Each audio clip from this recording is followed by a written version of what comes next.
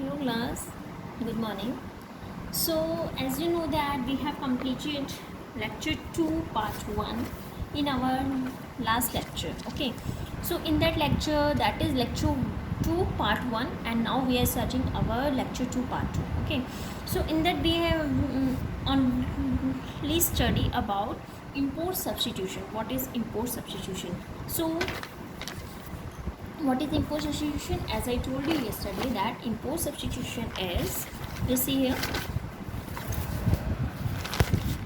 what is import substitution? Inward looking trade strategy refers to the policy of reliance on import substitution and protection to the domestic industry through import restrictions and import duties in the area of international trade.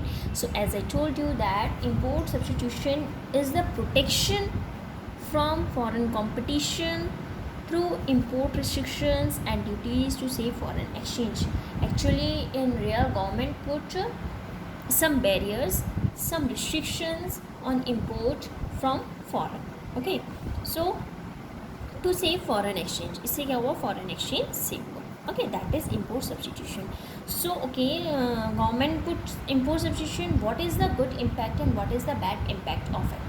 So we will study in this lecture, that is lecture 2 part 2. So come to the main lecture, that is lecture 2 part 2. In this good impact, first one we will study about what is the good impact of them. Okay, so what is the good impact? First point is high rate of industrial growth with structural transformation. That is, just see here, I have drawn a diagram. Okay, green revolution. Despite green revolution, the percentage contribution of industrial sector to GDP increased from 12% 1951 में 12% and in 1991 it is 25%. So it is increased. कितना increase हुआ है? जब हमारा green revolution बढ़ा है 12 से 25 हुआ है, दैट मीन्स हमारा क्या इंक्रीज़ हुआ है? GDP. What is GDP? Gross domestic product. Gross domestic product जब हमारा इंक्रीज होता है, as I told you in our next lectures that whenever the GDP will increase, automatically our economic growth will also increase. Okay, GDP means in our country money, value of money is rising. Value of money is rising means जो हमारी income है वो बढ़ रही है. ठीक है, पैसा हमारी कंपनी में बढ़ रहा है. जब हमारी कंट्री का पैसा बढ़ रहा है, that is called economic growth. Economic growth हो रही है. Whenever economic growth will happen, then it will create structural transformation. Structural transformation, ठीक है, हमारे पास पैसा है, हमारी कंट्री के पास पैसा है, तो इससे क्या होगा? स्ट्रक्चरल ट्रांसफॉर्मेशन, जैसे ब्रिजेस बनेंगे, फ्लाईओवर्स बनेंगे, हॉस्पिटल्स, स्कूल्स वगैरह जो बन रहे हैं, that is called structural transformation. ठीक है, so all this is based on green revolution. When green revolution is rising, then GDP is rising. GDP is rising, then economic growth is rising. Economic growth is rising, then structural transformation will be created. Okay, and economic growth leads to structural transformation. This is known as economic development. इसी को ही हम economic development बोल रहे हैं. ठीक है, हमारी इकोनॉमिक ग्रोथ हुई है. ठीक है, इकोनॉमिक ग्रो हुई है. इकोनॉमिक ग्रोथ से स्ट्रक्चरल ट्रांसफॉर्मेशन हुआ है. That this is known as economic development. इसी को ही हम क्या बोलते हैं? Economic development. Okay, so rising share of industrial sector in GDP is a sign of economic growth based on structural transformation in the economy. Okay, now I have drawn a diagram to explain you this, and you have to also draw this in your notebook. Okay, so that you can easily understood this paragraph, because this paragraph is based on this diagram. Okay, now come to the next point, that is diversification of industrial growth. Diversification हुआ है industrial growth का.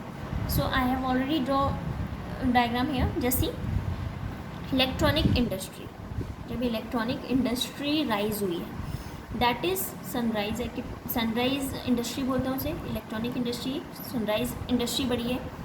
जब sunrise industry grow हुई है, तो उससे क्या हुआ? Protected by government in initial growth. उसको जो है गवर्नमेंट ने इनिशियल ग्रोथ में ही उसको प्रोटेक्ट कर दिया, रोक दिया एकदम से। प्रोटेक्ट मतलब प्रोटेक्शन दे दी, ठीक है।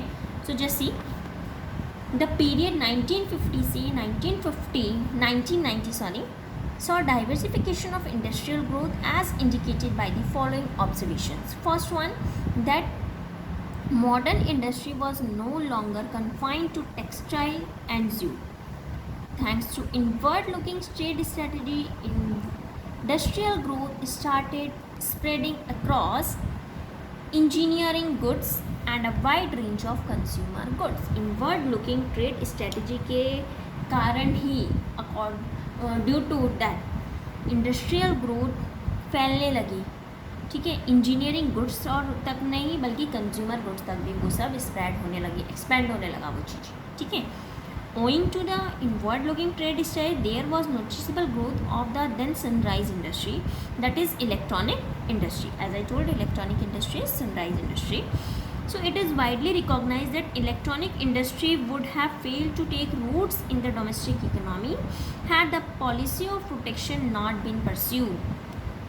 Growth of automobile industry in India is also ascribed to the inward looking trade. Export to international competition, these industries would have failed to supply. Just see here, I have written here, so just see, okay. Rising industry of the time is called, जो rise हो रही होती है industry उसी को sunrise industry बोलते हैं। Rising industry मतलब जो हम उस टाइम की बात कर रहे हैं, that is what is the time 1950 to 1990, okay. At this time the industry which is rising that is called sunrise industry, उसी को सनराइज इंडस्ट्री बोल रहे हैं, उसी को सनराइज इंडस्ट्री कहते थे, ठीक है। 1950-1990 was an era of electronic goods industry in the global market. उस टाइम पे इलेक्ट्रॉनिक गुड्स हुआ करते थे मार्केट में, therefore electronic industry was then called sunrise industry. इसीलिए इलेक्ट्रॉनिक इंडस्ट्री को क्या बोला जाता था, सनराइज इंडस्ट्री, क्योंकि इस टाइम पे सिर्फ हमारी इलेक्ट्रॉनिक इंडस्ट्री ही हुआ करती थी, ठीक है। So industrialization tends to spin around the sunrise industry. Industrialization जो हुआ वो हमारी सनराइज इंडस्ट्री के कारण हुआ, okay. Now if protection was not granted to this industry during its initial phase of growth, it would have failed to sustain the impact of competition in the international market. अगर government restrictions नहीं लगाती, as I told you कि government ने हमारी Indian country में restrictions लगाई ताकि foreign country उसमें एंटर ना कर सके, ठीक है। उसने गवर्नमेंट ने, इसी को हमने इम्पोर्ट सब्स्टिट्यूशन बोला है, ओके। सो अगर if government do not put any protection to our Indian economy at that time, that is in its initial growth, initial phase of growth, then it would have failed to sustain the impact of competition in the international market. अगर protection नहीं लगाती तो उस time पे जो competition हो रहा था उससे वो लोग नहीं बच सकते means our Indian economy, okay. It was at the time of 1950 to 1990, okay. Is it clear? No wonder what the government provided protection to this industry by imposing a very high import duty on the import of electronic goods, which was as high as 400% in the initial stages. Initial stage 400% तक tax लगा दिया गया था, okay. So this is the second point, that is good impact. इसका अच्छा असर हुआ, ठीक है। Third point is opportunities of investment. जैसे opportunities of investment, protection to SSI. SSI means small scale industry, opened new opportunities of investment for those who did not have much capital. मतलब small scale industry ने नई नई opportunities खोली investment की उन लोगों के लिए जिनके पास ज़्यादा कैपिटल नहीं था, ठीक है।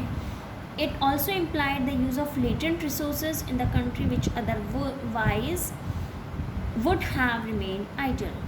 उनको यूज़ करने दिया जो लेटेंट रिसोर्सेज जो उनके बिल्कुल बेकार के थे, ताकि वो उन चीज़ों का भी यूज़ कर सकें।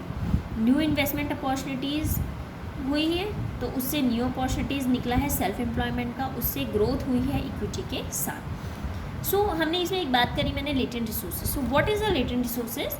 Latent resources refers to potential resources. These are the resources which remain hidden and therefore idle. These are hidden simply because they fail to find their productive use.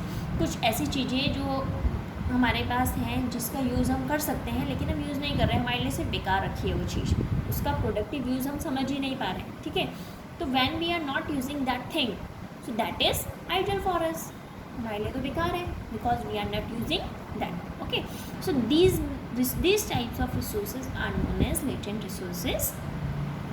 The policy of protection offered small savers in India an opportunity use there. अब क्या हुआ, जो policy थी protection की, ठीक है, import substitution लगाया government ने, तो इसका क्या हुआ कि जो स्मॉल सेवर्स थे इंडिया में उनको एक अपॉर्चुनिटी मिली कि ताकि वो अपने लेटेंट रिसोर्सेज को यूज़ कर सकें. जब उनके पास कोई ऑप्शन नहीं रहेगा तो जो उनके पास सामान होगा उसी को यूज़ करेंगे. ओके, तो लेटेंट रिसोर्सेज मतलब अपनी सेविंग को यूज़ किया as productive investment in a small scale industry. Small savers were not having enough capital to start large. अब जो स्मॉल सेवर्स हैं उनके पास इतना पैसा नहीं है, इतना कैपिटल नहीं है that they can start their large scale industry. Okay, so they start their small scale industry.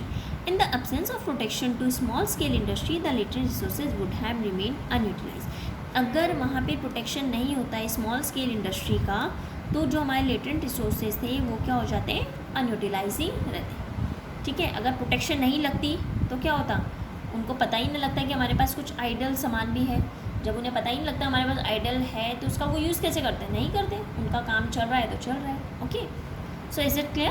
This is the good impact of import substitution on the Indian economy. Okay, now come to the next, that is bad impact. Now we will start bad impact.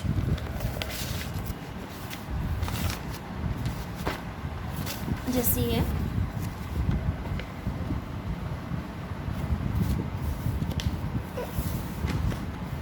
Bad impact. Okay, so bad impact, what is the bad impact? ऐसा नहीं है कि import substitution लगा तो सिर्फ उसके we have already seen some good impact of it. Now we will see its bad impact. Okay, it has some advantages as well as disadvantages. So what will that we will study now. Growth of inefficient public monopolies. Protection of public monopolies. Monopoly, as I told you, what is the meaning of monopoly? Monopoly means single seller जिसकी बात करते हैं, single one, है ना. सो protection of public sector industry led to the growth of inefficient monopolies.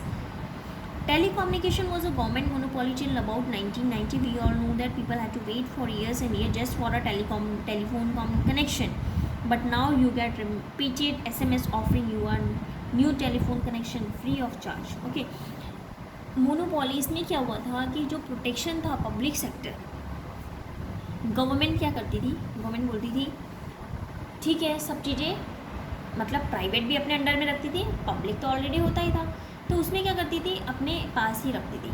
आपको पता होगा कि जब पहले की अगर हम लोग बात करते हैं तो उस टाइम में एक टेलीफोन हुआ करता था, ठीक है, एक टीवी हुआ करता था, सब लोग इकट्ठे होकर उसी में टीवी देखा करते थे. आस पड़ोस के लोग भी आके एक घर में टीवी देखते थे.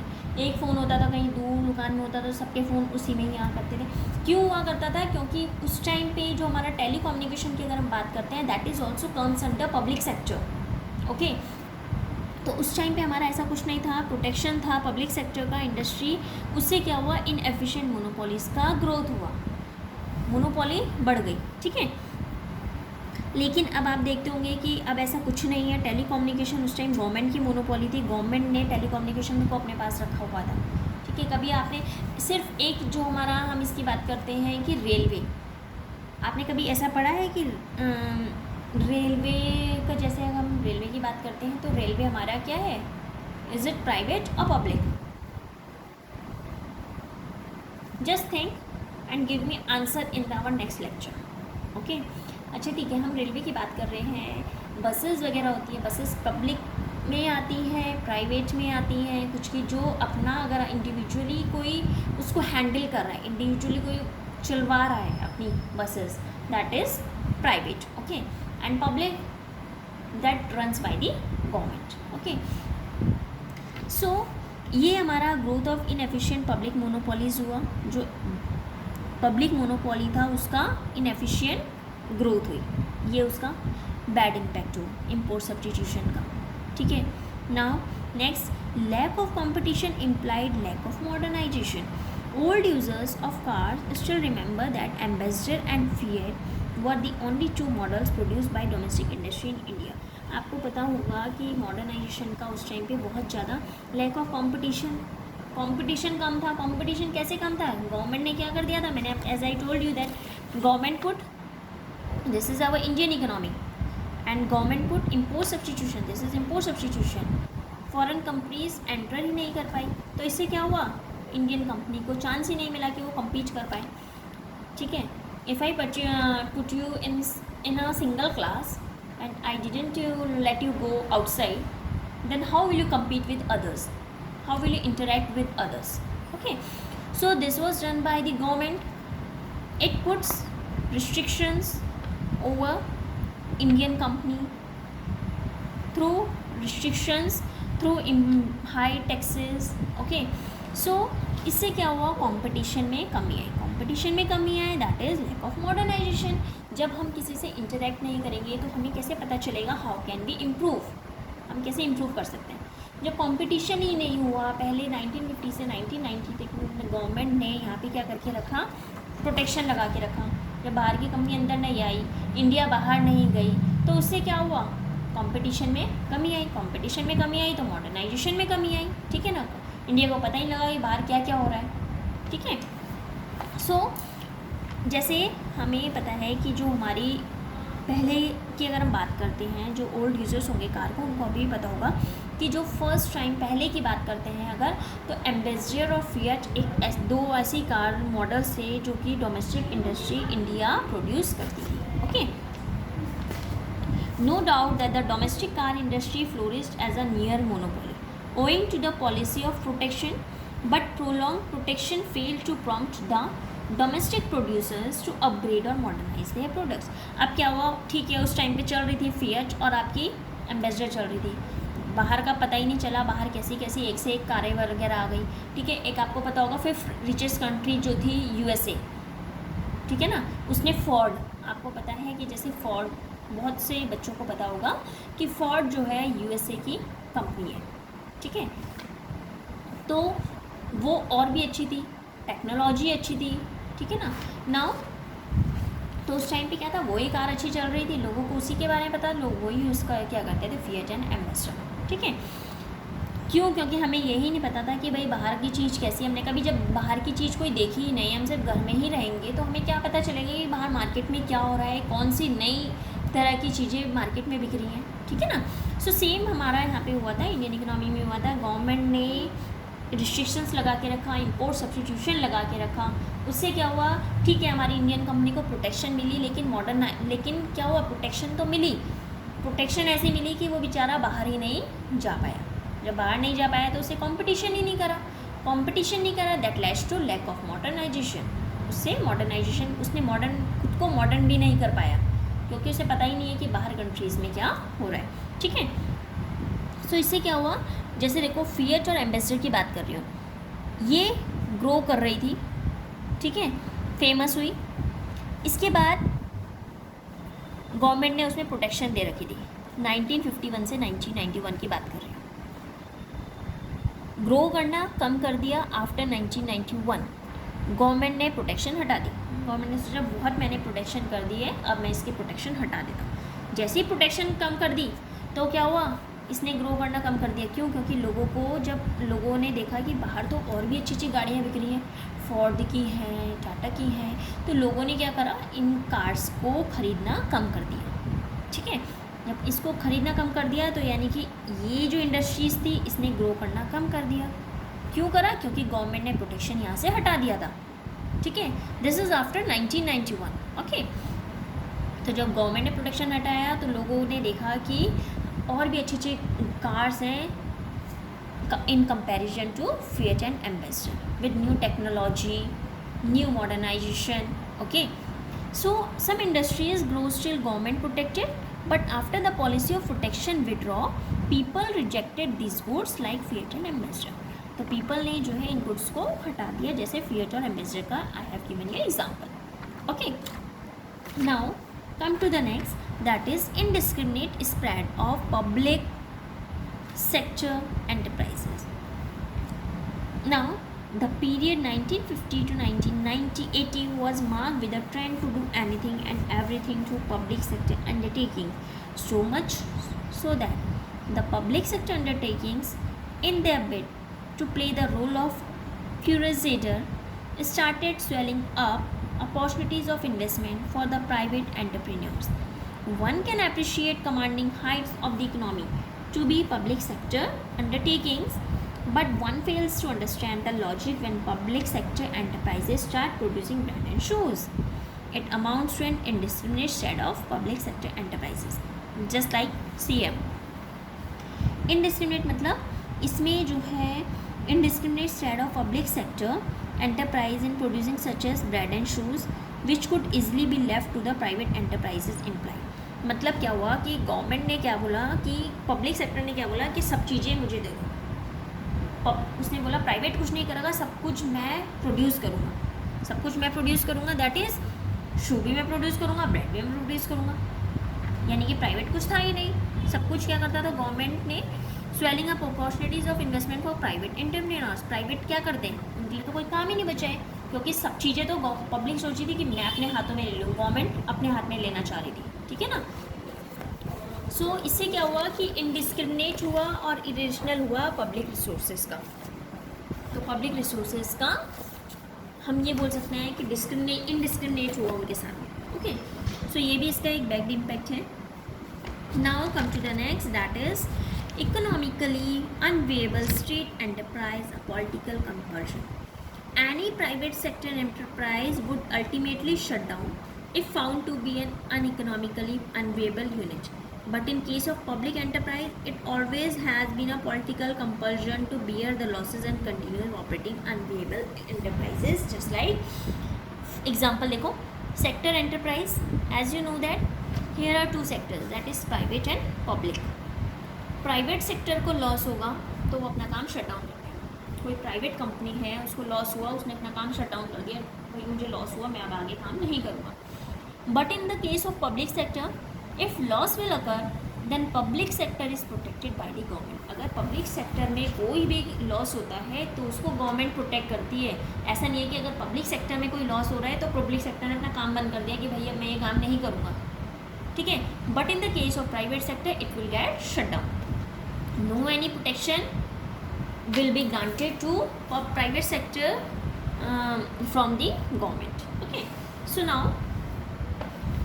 ये जो हमारा मेन था, जैसे हमने देखा कि कुछ गुड इम्पैक्ट हैं as well as import substitution has good impact and bad impact on the Indian economy. Okay, so gradually the government started realizing that the bad impacts of inward looking trade policy. So gradually government started realizing that the bad impacts of inward looking trade policy is more than the good impacts. So accordingly by the end of 1990 में government ने start किया giving a serious thought कि उसने NEP new economic policy के बारे में सोचा, which was put in place in 1991. तो discussion of NEP subject matter पड़ेगा, हम लोग पढ़ेंगे चैप्टर 6 में. Okay, in our next lecture we will study about it. So as I told you from this book we have complete till chapter 5. So this is the last chapter from this book. Now we will continue to our introductory macroeconomics from our next lecture, that is from tomorrow. Okay, thank you.